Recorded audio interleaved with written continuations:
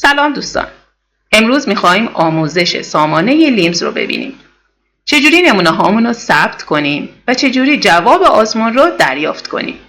پس با من و با این آموزش همراه باشیم. در ابتدای کار وارد سامانه لیمز میشیم. کلمه عبور و نام کاربری رو میزنیم و وارد میشیم. برای ثبت نمونه ها وارد مدیریت متقاضی گزینه درخواست پذیرش نمونه میشیم.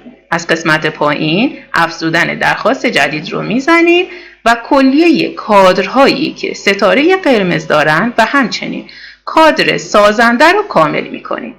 ارسال درخواست به آزمایشگاه رو میزنیم و قسمت کادر آزمایشگاه نام آزمایشگاهمون رو میزنیم و ثبت و ارسال و نمونه ما برای آزمایشگاه ثبت میشه.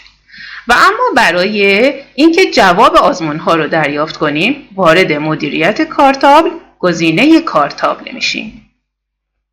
در این قسمت همه جواب هایی که آزمایشگاه برای ما ارسال کرده نمایش داده میشه. روی هر ردیف در قسمت سمت راست یک برگه با مداد هست. روی اون اگر کلیک کنیم جواب مربوط به اون آزمون رو میتونیم دریافت کنیم. در قسمت دریافت نتیجه میتونیم برگه الکترونیک و همچنین PDF رو دریافت کنیم و به این ترتیب ما میتونیم نمونه هامون رو ثبت کنیم و جواب آزمون ها رو خیلی راحت از سامانه لیمز دریافت کنیم. موفق و مؤید باشید.